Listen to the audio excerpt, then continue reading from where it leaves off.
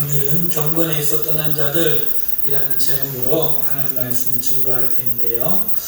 지난 시간에 우리가 두 가지를 알아보았습니다. 첫째는 교회는 하나님의 집이고 하나님의 집은 하나님의 집으로서의 일이 있다 하는 것이고요. 둘째는 경건의 비밀이 무엇인가 하는 것이었죠. 오늘 드릴 말씀은 경건에서 떠난 자들에 대한 것입니다. 사도 바울은 4장 1절에서 경건에서 떠나는 자들에 대해서 말하고 있어요. 디모데야, 성령께서 내게 너무도 밝히 그리고 분명히 말씀하셨단다. 그는 말씀하시기를 지금은 네가 복음을 전하여 교회가 진리 가운데 바르게 서가지만 후일에는 반드시 문제가 생길 것이다. 교회 가운데 일부 사람들이 믿음을 지키지 못하고 오히려 미혹하는 영과 귀신을 따를 것이다 라고 말입니다. 이렇게 디모데에게 말을 하고 있어요.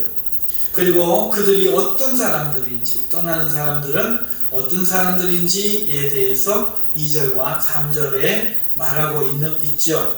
이것을 바울이 지금 말하고 있다는 것입니다.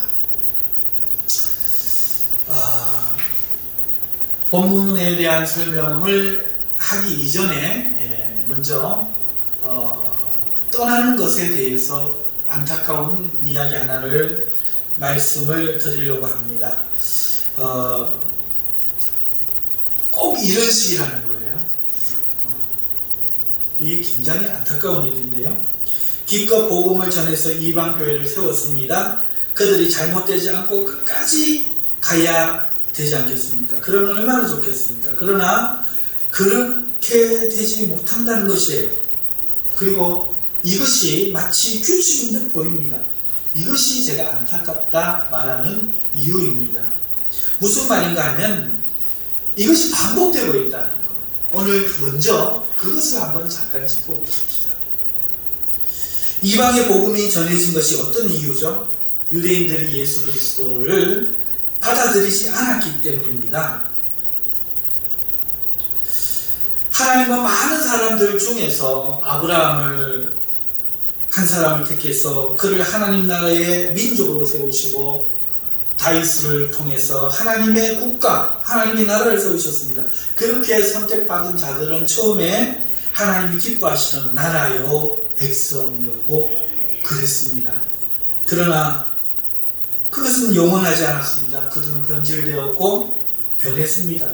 나중에는 하나님의 아들이 오셨지만 그 아들을 죽이고 끝내 받아들이지 않고 배척하는 자가 된 것입니다. 그래서 그들에게 향했던 하나님의 구약의 그 은혜가, 구원이 그들을 떠나 이방을 향해서 간 것 아닙니까? 우리가 모두 알고 있는 주지의 사실이지요. 그런데 그렇게 복음을 듣게 된 이 이방 교회가 지금 이 바울의 말씀 속에 뭔가 이상한 예감이 들기 시작하는 거예요. 또 그런 상황이 올 수 있다는 겁니다. 훗날 어떤 자들이 일어나 그들로 인해 교회는 변질될 수 있는 것에 대해 성령께서 사도 바울에게 경고하고 계신다는 거예요. 우리는요 2000년이 지났습니다. 그리고 그 역사 가운데 어떤 일이 일어났는지 그 결과를 알고 있습니다. 오늘 본문에 나오는 어떤 자들은 그저 시작일 뿐이었습니다. 교회는요 교권주의로 흘러버렸습니다. 그리고 복음을 상실하고 타락했습니다. 그것이 무려 1300년을 이어지다가 지금으로부터 500여 년 전에 종교개혁자들로 인해서 교회를 하나님이 새롭게 하셨던 거죠. 유대인이 몰락하고 주님이 세우신 교회가 변질되어서 새롭게 개혁교회를 500년 전에 일으키신 것입니다. 여기에서 두 번의 반복이 있었죠. 하나님이 이스라엘을 세우셨는데 그들이 타락하고 하나님이 이방교회를 세우셨더니 또 그들이 타락했습니다. 그런데 이것이 사실은 처음부터 역사 가운데 반복되고 있다는 겁니다. 태초부터 말입니다. 하나님이 태초의 세상을 창조하셨죠. 에덴 동산의 아담과 하와를 하나님의 대리자로 임명하여 거기 두셨습니다. 그곳은 그렇게 하나님의 나라가 되었죠. 그러나 그 나라가 영원하지 못하고 그들은 하나님의 명을 어기고 범죄했습니다. 처음부터 있었던 일이라는 거죠. 하나님 나라는 변질된다. 이스라엘도 변질된다. 초기 교회도 변질된다.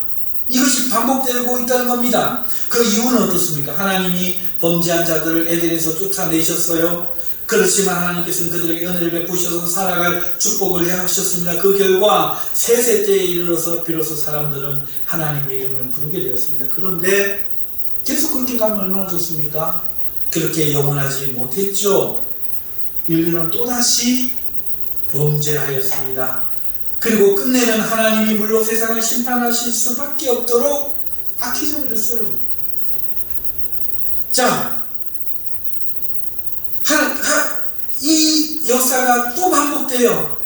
하나님이 그들을 물로 심판하시는 중에도 긍휼을 베푸셔서 노아 가족을 구원하셨는데, 그리고 그들로 새로운 인류를 만드셨습니다. 이제는 하나님이 무지개 약속을 주시면서 인류 사이에 개입하셨습니다. 하지만 이제 모두가 하나님을 섬겨 살면서 구원의 날까지 가기를 바라지만 그것은 사실이 아니었고 그렇게 되지 못했습니다. 인류는 또 타락하여서 하나님을 떠난 세상 나라가 되었죠.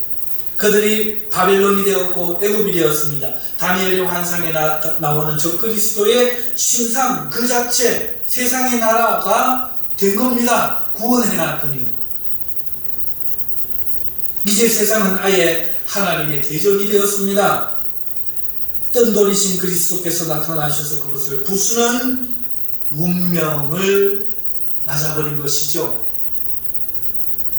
하지만 하나님은 이번에도 그 세상 가운데 아브라함 한 사람을 택하셔서 그의 자비를 베푸신 겁니다. 하나님 나라가 되게 하시고 그리스도 곧 여인의 후손이 그들에게 오게 하셨습니다. 그렇지만 그들은 한민족으로 영광스러운 하나님의 나라가 되었음에도 또 변질되는 법칙이 작용하는 것 같습니다. 그들은 하나님을 떠났고 그리스도를 부인했고 죽였습니다. 이것은 하나님에 대한 인류의 역사였죠. 그런데 말입니다. 그들이 거부한 그 구원이 바울과 선지자를 통해 이방에 전해져 이방 교회가 세워졌는데, 이방 교회가 섰는데, 오늘 이 초기에 말입니다. 하나님이 바울에게 뭘 말씀합니까? 또 그 일이 일어난다는 거죠. 후일에 어떤 사람들이 일어나 하나님을 따르지 않고 미혹의 영과 귀신을 따른다 말합니다. 그리고 우리는 2000년 역사를 보고 있기 때문에 그 후의 일을 알죠. 아까 말씀드린 것처럼 초대교회는 변했습니다. 적그리스도가 가톨릭 교회가 되었습니다. 500여 년 전에 개혁교회가 세워진 것입니다. 왜 적그리스도가 가톨릭 교회인지 말씀 안 드려도, 그리고 오늘은 드릴 시간이 없습니다. 아시겠죠? 그러면 여쭙겠습니다. 여러분, 개혁교회는 이제 변하지 않고 영원히 서겠지요? 안타까운 사실이 이겁니다. 요한계시록에 보면 음녀가 나오는데 그 음녀가 뭐냐? 이 교회예요. 성경을 한 번이라도 보신 분은 생각해 보십시오. 하나님은 음녀를 심판하신다. 교회를 심판하시는 거예요. 세상이 아닙니다. 잘 생각하셔야 됩니다. 바벨론은 무조건 심판받습니다만 음녀를 심판하신다. 음녀는 교회입니다. 그러면서 하나님 구원이 누구에게 적용되는가 보십시오. 남은 자들, 이긴 자, 남은 자, 그들을 구원하신다는 게 요한계시록의 말씀이에요. 우리 교회가 망한다는 겁니다. 왜요? 음녀를 변질한다는 거예요. 이게 성경이 말하고 있는 겁니다. 이렇게 전체를 보면 참으로 안타까운 마음이 듭니다. 왜 하나님 나라는 변하는 것일까? 왜 하나님 나라는 복국이 둥지가 된 것일까? 왜 마귀는 번번이 하나님 나라의 재앙을 몰래막고 끝내 그 좋은 세상을 파괴하고 변질시키는 걸까? 왜 하나님은 그럼에도 이를 막지 않는 걸까? 하는 생각이 성경을 보다 보면 드는 것이죠. 먼저 이 안타까운 사실 앞에 우리는 한 세 가지 생각해야 됩니다. 첫째, 이것은 하나님의 경륜이라는 거예요. 하나님 뜻이 아닌 것이 아니에요.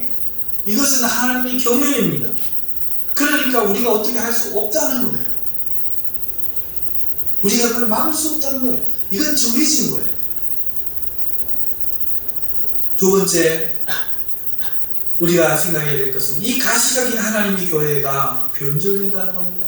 본질의 하나님의 교회 아니고 가시적인 교회, 눈으로 보이는 교회, 경산 인한교회 예배당에 모인 가시적인 사람들은 변질된다는 겁니다. 그럼 참 교회는 뭡니까? 유대인들에게 향한 하나님의 은혜가 이방인들에게 향하는 걸 보면서 바울은 로마서 11장에 근심 걱정하죠. 하나님이 약속이 변했는가? 하나님이 거짓말 하실 수 있는가? 아니라는 거죠. 그래서 성경을 연구를 합니다. 이삭을 보고 이스마엘을 봤더니 이스마엘에게는 이삭에게는 누가 있습니까? 이스마엘이 있고 이삭에게는 누가 있습니까? 야곱에게는 누가 있습니까? 에서가 있다. 그들은 혈통적으로는 같은 민족이라 말할 수 있다는 거예요. 그런데 하나님의 혈통으로 그들의 자녀를 삼은 것이라 우리는 그렇게 우리가 혈통이야 이렇게 믿었지만 바울이 한 번 더 생각해 보니까 하나님은 분명히 언약의 씨라고 약속이 있는 자라고 명시하셨다는 거죠. 내년 이맘때 이를 아니다 이삭이 아니다 작은 자가 약속이 있다는 거예요. 그것을 바울이 깨달은 거예요. 그걸로 이야기를 합니다. 하나님의 그 구원이 그럴지라도 하나님이 불의하시느냐? 아니다. 토기장이가 그릇을 마음대로 만들 수 있는 것은 하나님은 그러실 수 있다. 그러므로 오늘 우리는 예수 그리스도를 받아들여야 된다. 혈통이라고 율법을 행한다고 구원을 얻을 수 있는 것이 아니다 라고 말을 한다는 것이죠.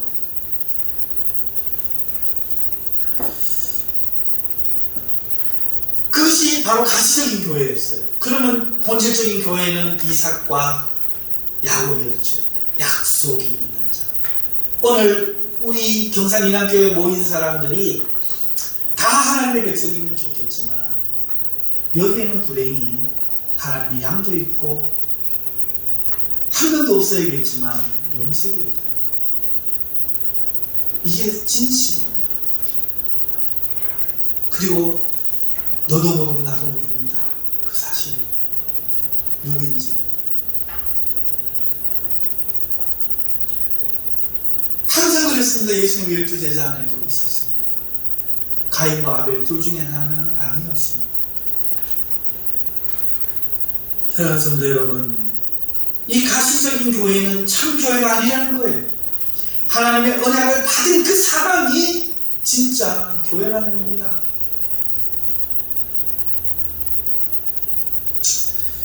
그래서 이 교회가 변질된다는 거, 그러니까 우리는요 뭐가 중요하느냐? 남는 자가 되어야 된다는 거예요. 무엇에? 말씀에, 믿음에. 믿음을 지키는 일에, 하나님의 말씀을 믿는 일에 끝까지 남는 자가 되어야 한다. 이게 우리의 싸움이라는 거예요. 여기에 이겨야 된다는 거예요. 세 번째, 우리 자신이 변질될 수 있다는 거예요. 너무 이야기를 들으면 안 된다는 거예요. 그렇기 때문에 우리는 끊임없이 자기 자신을 돌아보고 회개하고 돌이켜야 됩니다. 새롭게 해야 돼요. 이것이 우리의 일이라는, 우리의 신앙이라는 거예요.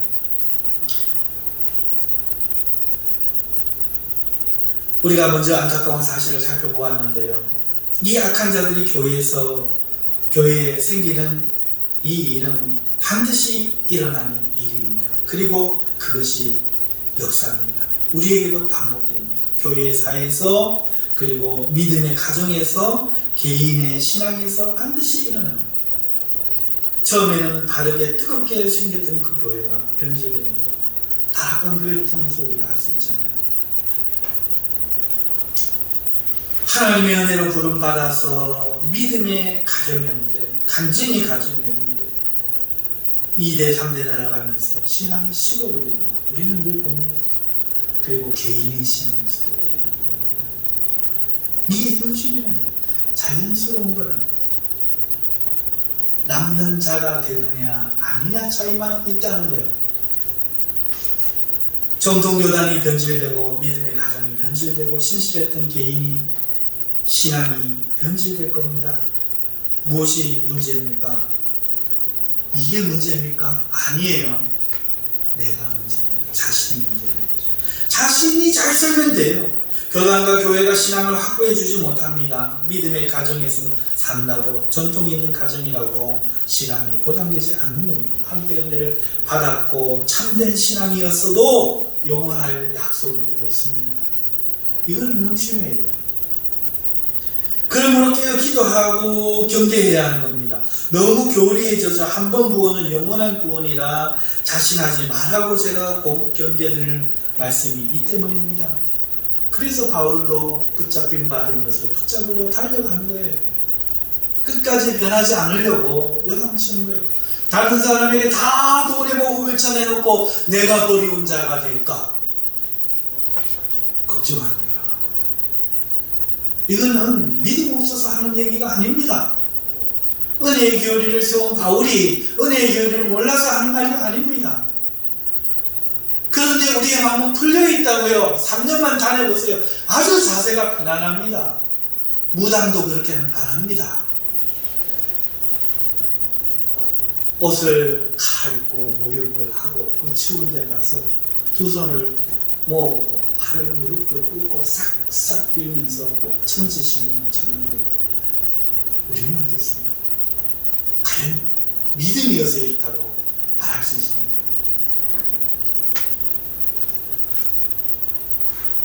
우리 초대교회, 우리 대한민국 교회 그 고신측에서 그 예전에 갈라지기 전에 의자가 없어서 앉아서 무릎을 꿇고 기도했던 그때 그 성도들은 귀신을 이기고 예수님 믿으면 죽인다고 농약을 부어갖고 마시러 갈 때 그걸 부어서 먹고 죽지 않고 살아났던 간증들이 수두룩한 겁니다. 근데 오늘 우리는 작은 것 하나 이기지 못하고, 사랑하는 성도 여러분, 누구나 예수님을 믿을 때 경험, 체험 없는 사람 한 사람도 없습니다. 그러나 그것이 영원하지 않는 겁니다. 문제는 나 자신입니다. 내가 내 믿음을 끝까지 붙들고 경계하며 깨어 기도하며 서 있어야 한다.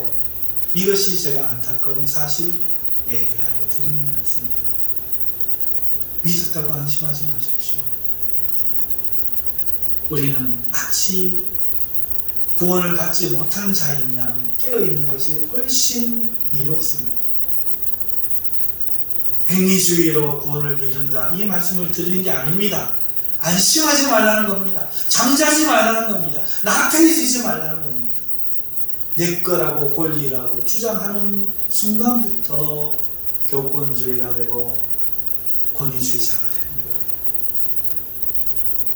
그렇게 됩니다. 하나님은 그런 것을 아주 싫어합니다.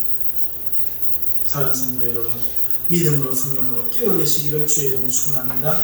두 번째로 살펴볼 것은 이 경건에서 떠난 자들은 그럼 어떤 자들인가? 본문의 내용을 이제 들어가 보십시다. 2절을 보면 외식함으로 거짓말을 하는 자들이라고 하고 있습니다. 그리고 3절에 또 다른 내용이 이어지는데, 바르게 알아야 할 것은 이것이 2절과 또 다른 내용이 아니고 2절의 설명이라는 겁니다. 많이 좀 어려운가요?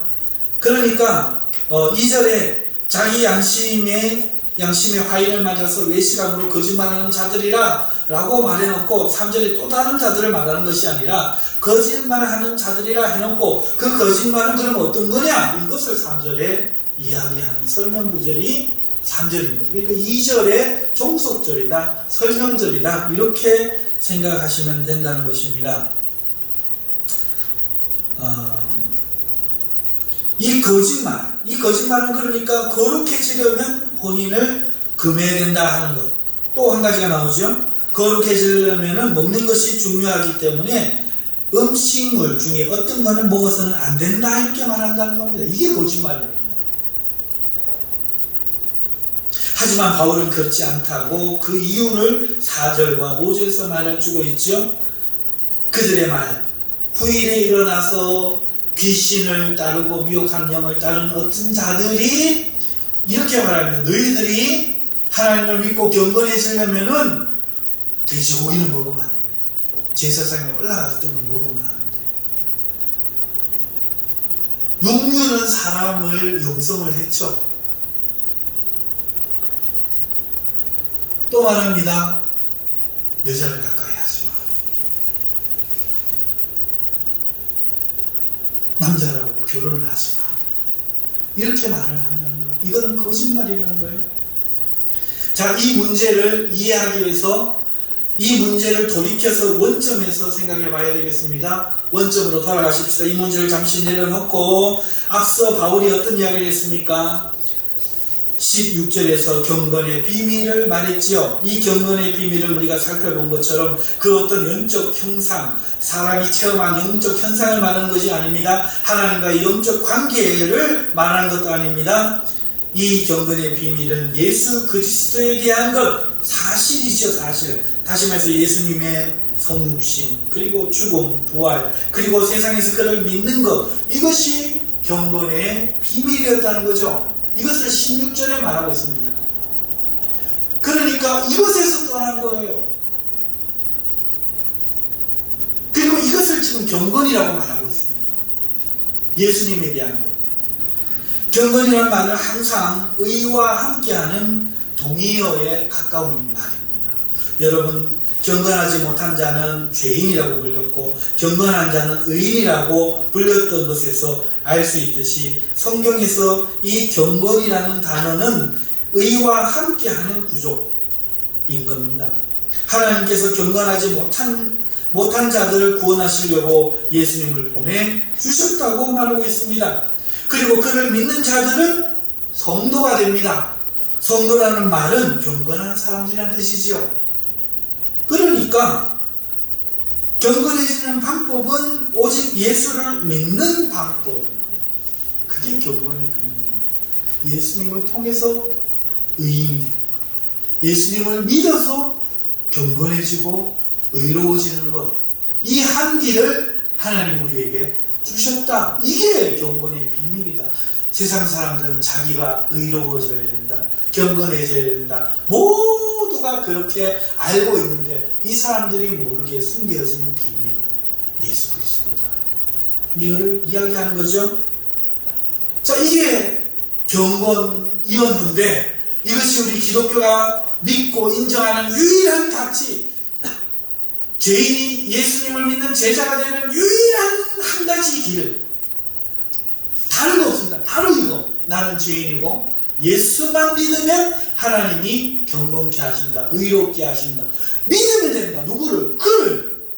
그가 경건케 하시는 이 이심을 마음으로 믿고 힘으로 신하면 돼. 오직 주님으로 나는 경건해진 거야. 경건하지 않은 자가 경건해지고 일하지 않은 자가 나를 일했다 여겨주시고 의롭지 않은 나를 의롭다고 말씀해 주시는 것, 이거는 예수님을 믿는 거다. 오직 이거 한 가지밖에 없다. 이게 기독교가 처음부터 주장했던 겁니다. 그런데 후일에 어떤 사람들이 여기에 무언가를 더한다는 거예요. 거기에다 고민하지 말아야 돼. 세상이 마지막이야. 주님 곧 오실 텐데 무슨 고민을 해? 그 사람들은 세상과 버타버짝 해가지고 다 세상에서 버림받고 들림을 못 받아.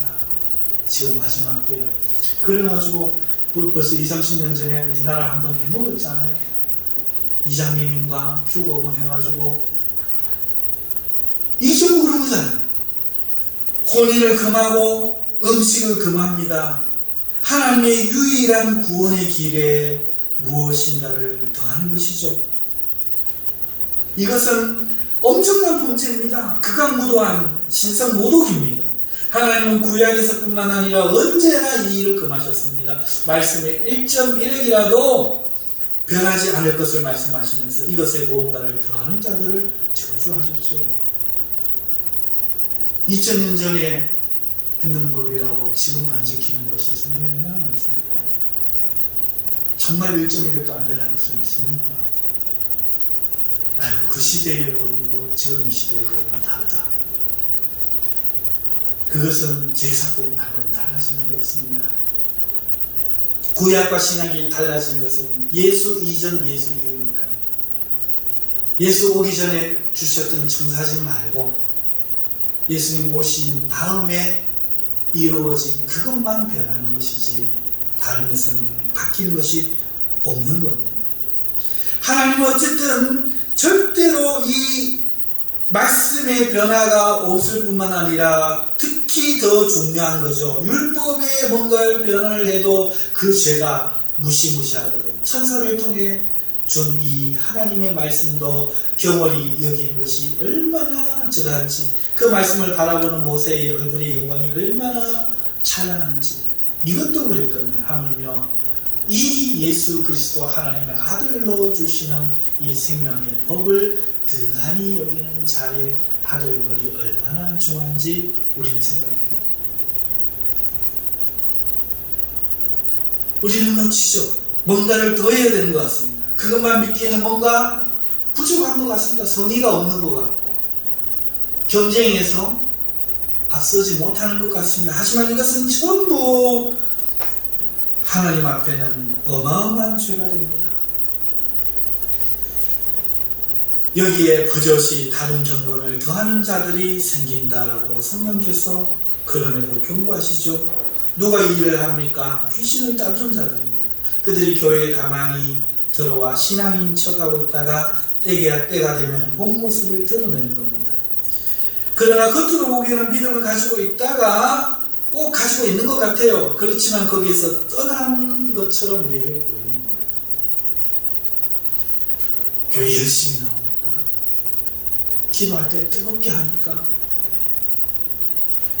마치 그것이 믿음이 있는 것처럼 보이는 것이죠. 하지만 우리는 앞에 경건의 비밀의 본질에서 본 것처럼 경건의 비밀은 예수 그리스도가 의로우신다는 믿음입니다. 오늘 이 자리에 앉아있는 열 몇 명의 사람이 오늘 앉아갖고 예수 그리스도를 만나면 하나님께 의롭다 하시면 받을 걸 못 믿고 있다면 여러분들이 위험한 겁니다. 다른 거를 더하려고 하는 위험한 겁니다. 우리는 누가 진짜인지 가짜인지 진짜 믿음과 가짜 믿음을 볼 수가 없습니다. 그러나 우리 모두는 자신이 그럴 수 있다고 마음을 경계해요. 내 마음이 진심이라고 안심하지 마십시오. 모든 사기꾼은 진심입니다. 그렇게 시작합니다. 돈을 빌려줘 친구야. 반드시 갚겠다. 그게 진심입니다. 모든 바람둥이 남자가 결혼할 때는 그렇게 약속하고 진심으로 손에 물어붙이고 삽니다. 우리 인간이 뭘 말합니까? 약속을 못 지키잖아요. 이 교회에서 뼈를 묻겠다. 거짓말이었습니다. 하나님 내가 평생 뭐 하겠습니다. 거짓말이었습니다. 우리를 보십시오. 전부 거짓말쟁입니다. 아닌 척하는 얼굴을 익혔을 뿐입니다. 목사라고 장로라고 집사라고 솔직히 마음을 들여다보십시오. 집사 아니면 나왔겠습니까? 치매 아니면 나왔겠습니까?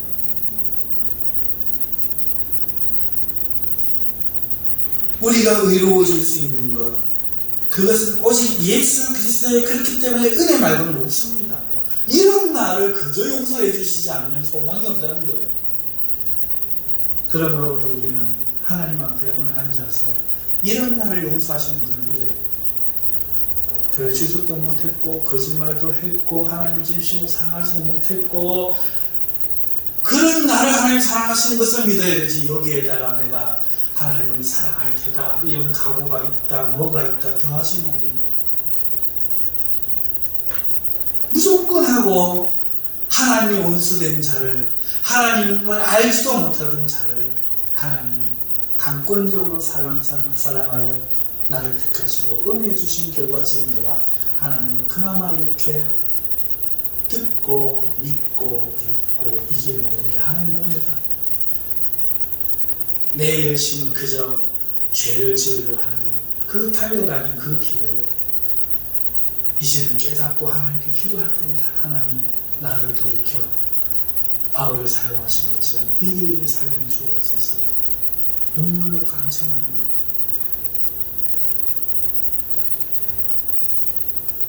그래서 우리는요, 나를 믿으면 안 돼요.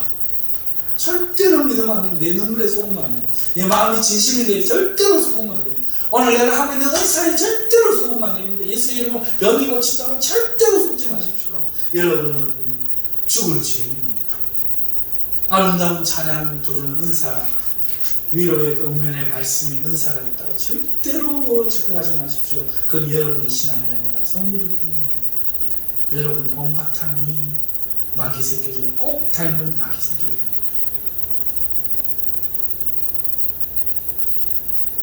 우리 모두는 그렇습니다. 그러니 오직 예수만이 나를 이 자리에 앉게 할 유일한 이유이심을 상기하십시오. 그게 바른 믿음이고 바른 경건입니다. 뭘 하라는 게 아닙니다. 믿으라는 겁니다.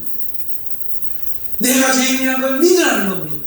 하나님이 나를 사랑하셔서 구원하신다는 것을 믿으라는 겁니다. 그 믿음만이 유일한 신자되게 하는, 경건케 하는 길입니다. 절대로 자신의 진심, 자신이 행한 어떤 일 생각하지 마십시오. 그리고 뭘 더 하려고 하지 마십시오. 오늘날 복음이 말하는 이 교훈 외에 더한 것이 과연 우리 삶에 있습니까? 제가 보기에는 한 두 가지 있는 것 같습니다. 교회에 대한 충성을 다하는 겁니다. 제일 잘 사는 것. 교회에 대한 충성, 이거는 교회에 대한 출석, 헌금, 전도, 모든 것을 포함합니다. 기도 생활을 포함합니다. 여러분, 하지만 이 충성은 경건케 하는 게 아닙니다. 이 충성은 구원하신 하나님에 대한 감사와 기쁨에서 나오는 자원의 권리의 의무입니다. 권리와 의무가 어떻게 하나가 될 수 있는지 모르겠지만 나 같은 것을 사랑하신 하나님께 대한 기쁨이 오늘 이 자리에 나를 끌고 와야 돼요. 오늘 나오기 싫어서 억지로 부모님에 왔다. 하나님이 이렇게도 날 사랑해서 부모를 통해 강제로 데려놨다. 이거예요. 내가 그렇게도 오늘 나오지 않고 게임하고 싶었는데 하나님이 그래도 나를 불쌍히 여겨서 이 자리에 나를 싫은 마음을 갖고도 나오게 하셨던 것은 은혜였구나. 하나님 감사합니다. 이어야 하지. 오늘 우리가 무언가를 충성에 대한 것을 그래도 내가 하나님께 나왔으니 많이 해보셨죠? 여러분 많이 해보셨죠? 내가 그래도 기도하니, 내가 충성하니, 내가 하나님을 이렇게 사랑하니 많이 해보셨죠? 여러분 교회에 대한 충성하지 않는 자는 아예 그리스도를 모르는 겁니다. 그리스도를 알면 충성을 안 할 수 없습니다. 한번 도둑질을 한 사람은 도둑질을 합니다. 기쁨이 있기 때문에 그렇습니다. 공짜를 내려면 하는 그 기쁨이 너무도 커서 생일 때만 되면 백화점에 가서 슬쩍슬쩍 가방에다 물건을 집어넣는 여자분들이 그렇게 많다고. 왜 그렇습니까?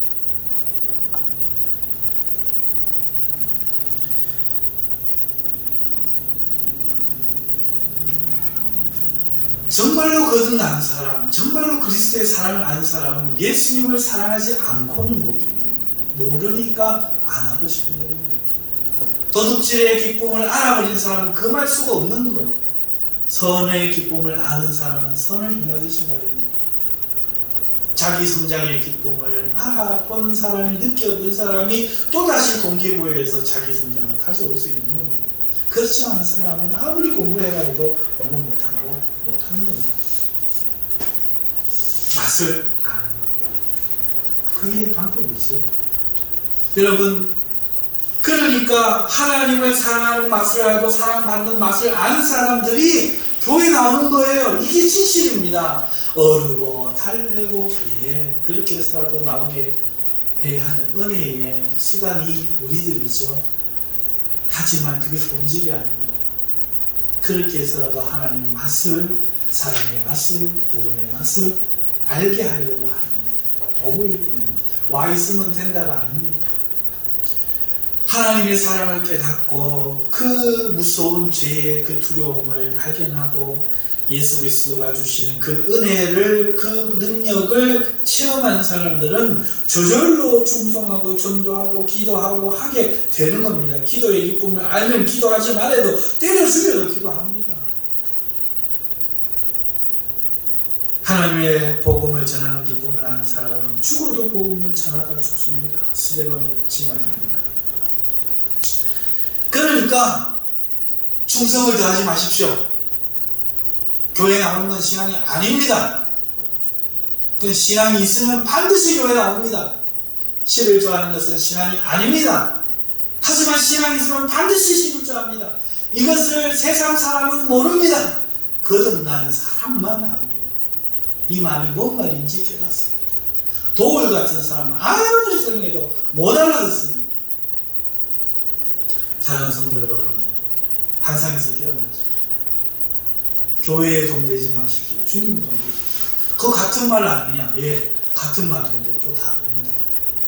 성경은 하나님의 말씀이라면 성경이 무상됩니다. 유대인들 보십시오. 말씀 한 절 한 절 붙잡아서 예수가 오면 뭐합니까? 말씀이 오면 뭐합니까? 자기가 하는 말씀을 중지하잖아요. 기도하는 자들 보십시오. 목사님 말도 안 듣고 사랑도 안 통하고 내가 기도하는 게 좋은 겁니다. 이 사람은 기도만 할 수 있으면 됩니다. 기도 중독자입니다. 일 중독자식으로. 찬양하는 사람들은 어떻습니까? 찬양에 중독된 거예요. 그게 신앙인 줄 여기지만 아니었던 거예요. 사랑하는 성도 여러분, 절대로 본질은 우리에게서 나는 것들이 아닙니다. 이것들은 반응일 뿐입니다. 교회에 종되지 마십시오. 주님의 종되십시오. 그것이 사실입니다. 목사는 주님께로 가리키는 손가락, 교회는 하나님 나라를 향해 가리키는 손가락입니다. 저기를 말하면 저기를 봐야 되는 손가락을 봅니다. 손가락이 어떻게 저렇게 멋있을 수가 있는가? 우리 목사님이 어떻게 저렇게 우리 교회 얼마나 좋을 수가 있는가? 그러지 마십시오. 오직 주님만, 하나님 나라만 바라봐요. 그러니까 예수를 믿는 믿음으로 이루어진다는 이 생각 외에는 다 내려놓으십시오. 지금 다 사탄아 물러가라. 다 물러가라. 내 속에 그 어떤 아름다운 생각도 다 물러가라. 명하십시오. 두 번째, 특별한 체험, 특별한 지식, 경건한 도덕적 관념과 율법적 삶을 믿음에 더하는 것이 이에 해당됩니다. 누가 말합니다. 방언을 받아야 구원을 받는다. 앵마이 새끼야. 예수의 이름으로 저주하는 지옥으로 떨어질지. 성경이 없는 말을 하잖아요. 성경이 없는 말. 특별한 지식, 영지주의가 이미 했던 겁니다. 너 그렇게 믿어도 구원 받겠나? 아닙니다. 예수만 믿으면 됩니다. 그 지식이 바르지 못하기 때문에 뭐라 하는 겁니다. 성경 일독 안 해도 구원 받습니다. 요한복음 3장 16절이면 충분합니다. 그런데 왜 성경을 봐야 됩니까? 풍성하신 하나님 뜻을 깨달아 내가 즐거우려고 보는 거 아닙니까? 그리고 내 삶에 하나님의 길을 쫓아가기 위해서 보는 거 아닙니까? 그거 한다고 해서 더 내가 경건해지는 건 아닙니다. 특별한 체험, 특별한 지식, 그리고 경건한 도덕적 관념이 자기를 구원하지 않습니다. 예수 믿고 난 죄 한 번도 안 지었다. 그걸로 절대로 구원 못 받고 오히려 그 사람이 더 위험합니다. 천국에 가서 주님 믿고 나는 죄를 한 번도 안 지었는데 했는데 예수님 믿는 믿음 외에 뭐가 있는 사람은 안 된다. 프리즘 아니 뭐 걸음망 또 갖다 댔더니 걸려버리면 어떡하냐. 차라리 죄를 짓고 사시다가 예수님 아니면 안 됩니다. 부끄럽고 납작이 뜨겁지만 예수님 바라보고 부끄러운 구원도 들어왔습니다 하는 게 차라리 낫지 않아요? 차라리 네가 고약하구나 알고도 죄를 지었느냐 혼나는 게 맞지 않아요? 죄 안 지었는데 무슨 소용이 있습니까? 그럼에도 오늘 모든 그리스도인들은 죄 안 짓는 도덕적 관념과 율법적 삶에 집중하고 있습니다. 이 심각한 겁니다. 책망받지 않는 거예요. 헌금하지 않고 교회 잘 출석하지 않고 이런 건 책망받는데 이게 책망받지 않고 있어요. 더 중요한 거예요. 복음은 무엇을 말합니까? 오직 예수 그리스도와 십자가만 말합니다. 그게 복음이지요. 그것만으로 경건해짐을 믿으라는 겁니다. 그 외에 우리를 경건하게 할 것은 아무것도 없습니다. 그러니 이 시간 후에 다 잊어버립시오. 예수님만으로 기뻐하십시오. 그게 믿음입니다. 오늘 내 삶의 형편대로 믿을지라도 하나님이 나를 사랑해 주실 겁니다. 내 진심을 알아주실 겁니다. 내 행위에 있는 것이 아니라 내가 예수 그리스도를 믿는 그 언약의 이행자이심을 볼 겁니다. 아멘. 로또가 당첨되었는데 한 분이 로또 하나에 4번호를 똑같이 썼더랍니다. 그래가 90몇 억을 받았대요. 유난한 것 같아요. 그게 나올 줄 어떻게 확신했는지 모르겠습니다. 만약에 이 사람이 가서 못 받을 줄 알고 못 받는 믿음을 갖고 갔으면 못 받았을까요? 어떤 사람이 틀린 번호를 갖고 가서 내가 20장쯤 갖고 왔으니까 1등으로 당첨되어 주실게요. 나는 믿어 의심치 않습니다 하고 믿음으로 가서 받을까요? 믿음은 그런 게 아닙니다. 믿음은 언약이잖아요. 맞는 번호 갖고 오면 그게 4개든 10개든 1등을 주는 겁니다. 인정하십니까? 예수 그리스도의 언약이 그겁니다. 오직 예수 그리스도를 통해서 구원하신 하나님의 그 사랑의 언약을 네가 마음으로 믿느냐? 그것만이 유일한 언약이었어요. 유일한 언약. 아멘. 그걸 붙들면 됩니다. 여기 두려워하고 떨며 아무 상관없습니다. 이거 믿었다가 못 받는 거 아니야? 상관없다니까요. 내 이렇게 살아고 되냐? 상관없어요. 예수님만 믿으면. 그것을 6월절 저기 지켰던 예를 가지고 제가 말씀드렸습니다. 그건 맞아요. 6월절에 문지방에 피만 발라놓으면 되는 거예요. 두려워서 떨고 울어도 구원받고 피가 있습니다. 피가 없으면 기뻐 찬송치고 기타 쳐도 죽어요. 언약이 피 바른 거였기 때문에 오늘 내가 예수 그리스도를 통해서 믿는 것임을 믿기만 한다면 구원을 받습니다. 그걸 의지하고 그것으로 구원받으러 나아가면 그 피를 바르면 오늘 내가 발라놓고도 떨린다 해도 상관없습니다. 안 바르고 내가 이만하면 구원받겠지 절대 구원 못 받습니다. 오직 복음은 이것만을 말합니다. 예수와 예수님의 십자가 이것을 믿는 것. 그러면 어떤 분들은 말을 할 겁니다. 잠언 15장 29절에 여호와는 악인을 멀리하시고 의인의 기도를 보십시오 이렇게 할 겁니다. 여러분 그렇지 않아요. 여러분 구약에서 악인은 여호와를 필요 없다고 하는 사람입니다. 정의가 그렇습니다. 악인은 여호와를 부인하는 자, 의인은 여호와를 의지하는 자, 인정하는 자, 그 사람이 구약에서 의인입니다. 의인과 악인의 뜻이 그겁니다. 그러니까 죄를 지었다 할지라도 하나님을 의지하고 찾는 자, 의인의 기도를 들으십니다. 그렇게 이해해야 다윗이 범죄하고 난 후에 눈물로 기도할 때 하나님 들으신 이유가 설명이 되지 않습니다. 죄인의 기도를 하나님은 안 들으시는 게 아니고 오늘 이 자리에 죄를 짓고 오셨다고 할지라도 하나님의 은혜를 구하고 인정하고 하나님의 그 십자가의 보혈로 씻김을 받기를 구하는 그 기도 하나님이 들어주십니다. 죄 안 짓고 오셨다고 해서 하나님이 저 참 의인으로 살아서 기도 들어줘야지 이러시지 않습니다. 근데 우리 생각은 정말 안 됩니다. 할렐루야, 반갑습니다. 목사님 기도하는 저 능력이 있어 보이죠? 아닙니다. 예수의 이름이 이와 같은 일을 행하였느니라 라고 말한 베드로의 말 그대로 예수의 이름이 한 것입니다. 여러분, 야고보서 5장 16절에 그러므로 너희 죄를 서로 고백하며 병이 낫기를 위하여 서로 기도하라. 의인의 강구는 역사하는 힘이 큼이니라. 어떤 분이 이렇게 말씀합니다. 보십시오, 신학에도 의인이 있지 않습니까? 근데 잘 보십시오. 야고보가 말한 의인이 뭡니까? 너희 죄를 서로 고백하며 병이 낫기 위하여 서로 기도하라. 그러니까 지금 나는 이런 죄를 지었습니다. 아이고, 나는 막 뭐로 해서 돈을 횡령 예전해가지고 막 숨기고 있다가 지금 다 갚았는데 형제를 미워했습니다. 이 죄를 고백하라는 거예요. 너희 죄를 서로 고백하며, 이게 얼마나 어려운지 아십니까? 고백 죽어도 안 합니다. 여러분, 지금 제 부끄러운 죄 하나씩 나와서 고백해보기 해볼까요? 죽으면 죽지 못할 거예요. 어떻게 그 부끄러운 죄를 고백합니까? 근데 믿음이 뭐냐, 의인이 뭐냐, 그걸 고백하는 자리예요.